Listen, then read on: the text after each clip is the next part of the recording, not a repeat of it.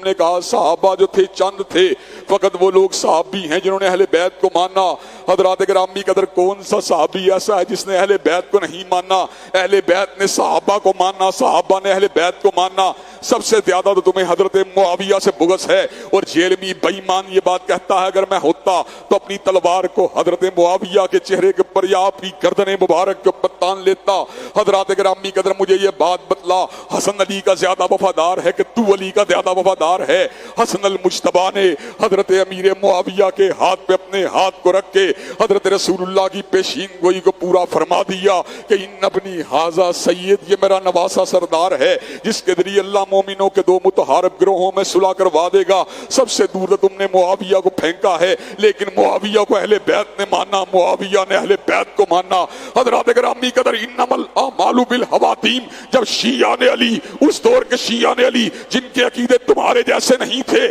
جو اللہ تبارک و تعالیٰ کی توحید کو ماننے والے تھے، حضرت رسول اللہ کی سنت مطہرہ کو ماننے والے تھے، اس پارٹی کا لیڈر حسن المجتبیٰ تھا۔ امام حسن المجتبیٰ نے سیدنا امیر معاویہ کے ہاتھ پر اپنے ہاتھ کو رکھ کے اس بات کو ثابت کر دیا اہل بیت اور صحابہ میں اختلاف نہیں ہے۔ اور گزشتہ جمعے بھی میں نے اس بات کو بیان کیا تھا، تحرکت الشیعۃ بالعراق وکتبوا الی الحسین لحل معاویہ بن ابی سفیان۔ حضرت امیر معاویہ رضی اللہ تعالیٰ عنہ کے عہد مبارک میں سیدنا حسن کی جب انتقال پرملال ہوا، حضرات گرامی قدر کوفہ کے شیعہ حرکت میں آئے، تحرکت الشیعۃ بالعراق وکتبوا الی الحسین لحل معاویہ بن ابی سفیان۔ حضرت حسین کو خط لکھا، حضرت امیر معاویہ کی خلافت کے قلادے سے اپنی گردن کو آزاد کروا دو۔ حضرات گرامی قدر سیدنا حسین جو عالی کردار تھے، جو عالی شان تھے، جو عظیم الشان تھے، حضرت حسین نے اس امر کا اعلان فرما دیا،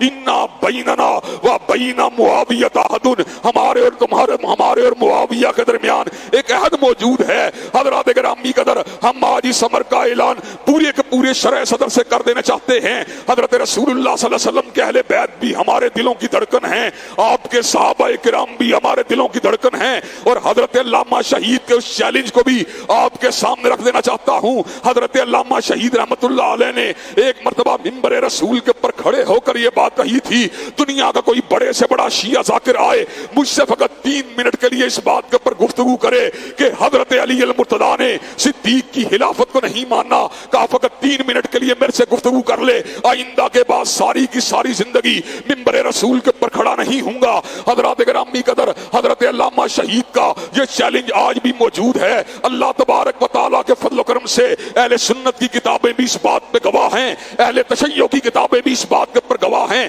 حضرت صدیق کی امامت میں سیدنا علی المرتضیٰ نے نمازوں کو پڑھا، حضرت فاروق کی امامت میں سیدنا ذی النورین نے نمازوں کو پڑھا، سیدنا علی المرتضیٰ نے نمازوں کو پڑھا، سیدنا ذی النورین کی امامت نے سیدنا علی المرتضیٰ نے نمازوں کو پڑھا۔ حضرات گرامی قدر جب ابو بکر عمر عثمان کی امامت میں سیدنا علی المرتضیٰ نمازوں کو ادا کر سکتے ہیں تو ہمیں یہ بات کہنے میں حق بجانب ہے کہ ان کے دل کے اندر کوئی کینہ نہیں تھا۔ اللہ نے قرآن مجید میں 2 جماعتوں کا ذکر کیا، مہاجرین کی جمعیت کا ذکر کیا، انصاریوں کی جمعیت کا ذکر کیا، اور ان کے بعد آنے والے تیسرے ایک ہی گروہ کا ذکر کیا، والذین جاؤوا من بعدہم، جو ان کے بعد آنے والے لوگ ہیں ان کا طرز عمل کیا ہے، ان کے طرز عمل کو بیان کر کے اپنی بات کو ختم کروں گا۔ حضرات گرامی قدر ان کا طرز عمل یہ ہے، ربنا اغفر لنا ولاخواننا الذین سبقونا بالایمان ولا تجعل فی قلوبنا غلا للذین آمنوا ربنا انک رؤوف رحیم۔ ان کا طرز عمل یہ تھا، انہوں نے یہ بات کہی، اے ہمارے رب ہمارے ان تمام بھائیوں کو معاف کر دے جو دنیا سے چلے گئے ہیں، اور ہمارے دلوں کے اندر اہل ایمان کے کینوں کو پیدا نہ کر۔ اللہ تبارک و تعالیٰ سے دعا مانگی، اللہ تبارک و تعالیٰ ان کو معاف کر دے، ہمارے دلوں کو ان کے کینے سے پاک کر دے۔ حضرات گرامی قدر یہ منہج اہل سنت کا، اصلی اہل سنت کا، دھوکہ دینے والے اہل سنت کا نہیں کہ جیلم کے اندر بیٹھ کر اس بات کا اعلان کر دیا جائے، صحابہ کے اوپر تلوار کو تان لیا جائے، اور تیری حقیقت کیا ہے، تیری اوقات کیا ہے، تو صحابہ کے اوپر تلوار کو تاننے کی بات کرتا ہے، دور پھٹے منہ تیرا۔ اور ہم یہ بات کہہ دینا چاہتے ہیں، اللہ تبارک و تعالیٰ کے فضل و کرم سے انشاءاللہ جب تک زندہ ہیں حضرت رسول اللہ کی حرمت کا دفاع بھی کرتے رہیں گے، حضرت رسول اللہ کی ختم نبوت کا دفاع بھی کرتے رہیں گے، اور صحابہ کرام کی عظمت کا دفاع بھی کرتے رہیں گے۔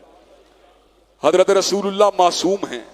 صحابہ معصوم نہیں ہیں لیکن صحابہ صدوق ہیں، صحابہ مغفور ہیں، صحابہ کرام سے غلطیاں ہو سکتی ہیں اور ہوئی ہیں، لیکن صحابہ کرام مغفور ہیں، اللہ نے ان کی خطاؤں کو معاف کر دیا ہے۔ جن کی خطاؤں کو رب نے معاف کیا ہو، اور تو کون ہوتا ہے ان کی غلطیوں کے پر تبرئے کرنے والا اور ان کی غلطیوں کو اچھال اچھال کے لوگوں کے سامنے پیش کرنے والا؟